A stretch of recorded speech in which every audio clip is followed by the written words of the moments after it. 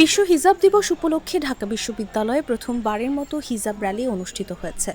শনিবার দুপুর 12:15টার দিকে ঢাকা বিশ্ববিদ্যালয়ের ভিসি চত্বর থেকে র্যালিটি শুরু হয়। ভিসি চত্বর থেকে টিএসসি হয়ে রাসেল টাওয়ার ঘুরে আবারও রাজু ভাস্কর্যে গিয়ে শেষ হয় র্যালি। এরপর সেখানে সংক্ষিপ্ত সমাবেশ হয়।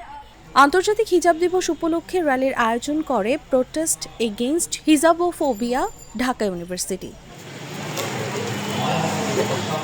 সংক্ষিপ্ত সমাবেশে ঢাকা বিশ্ববিদ্যালয়ের শিক্ষার্থী মিশকাতুল জান্নাত বলেন, যে কোনো বিষয় জানার জন্য আমাদের তার পেছনের ইতিহাস জানা সবথেকে জরুরি। আমরা যেমন দেখেছি, জুলাই অভ্যুত্থানের মাত্র কয়েক মাসের মধ্যে বিভিন্ন প্রকার প্রোপাগান্ডার শিকার হয়েছে, ইতিহাস বিকৃত করা হচ্ছে।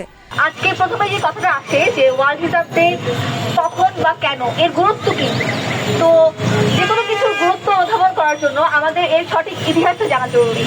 যেমন জুলাই অভ্যুত্থানে যদি আমরা দেখি যে জুলাই অভ্যুত্থানের জাস্ট কয়েক মাসের মধ্যে আমরা বিভিন্ন প্রকার প্রোপাগান্ডার শিকার হয়েছি, আমাদের ইতিহাস বিকৃত করা হচ্ছে। সুতরাং আমরা যদি আমাদের নিজস্ব ইতিহাস না জানি, দেখা যাবে যে এই যে ওয়ার্ল্ড হিজাব ডে এটা আস্তে আস্তে হারিয়ে যাবে। এবং হারিয়ে যাবে বলতে কি, যে আমাদের বাংলাদেশে এখন পর্যন্ত এই ওয়ার্ল্ড হিজাব ডে বা হিজাব ডে ফেব্রুয়ারি 2 তারিখ এটা এখনো পপুলার না।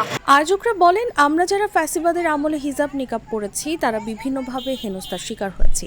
পশ্চিমারা এগুলোকে এক ধরনের জঙ্গিবাদ হিসেবে উপস্থাপন করেন। এই সংস্কৃতি থেকে বের হয়ে আসার জন্যই মূলত আমাদের প্রচেষ্টা। গত 4 বছর ধরে আমাদের ঢাকা ইউনিভার্সিটির ইসলামিক স্টাডিজ ডিপার্টমেন্ট তারা এককভাবে কিছু ইভেন্ট করেছে, কিছু প্রোগ্রাম করেছে ওয়ার্ল্ড হিজাব ডেকে পপুলার করার জন্য বাংলাদেশে। তবে সার্বিকভাবে বা ওয়াইড রেঞ্জে এটা এখনো পপুলার না।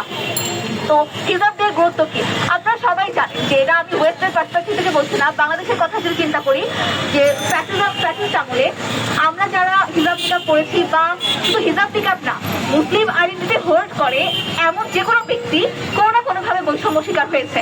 সেটা ভাইদের ক্ষেত্রে যদি আমি বলি যে দাড়ি টুপি বা টাকনোর উপর প্যান্ট, মানে যেটা একটা মুসলিম নর্মালি করবে, এটা যেটা আমাদের কালচার থাকবে, একটা মুসলিম কালচার, সেখানে আমরা বিভিন্ন ধরনের বৈষম্য দেখেছি। তো এই বৈষম্যের এগেইনস্টে আজকে আমাদের ওয়ার্ল্ড হিজাব ডে।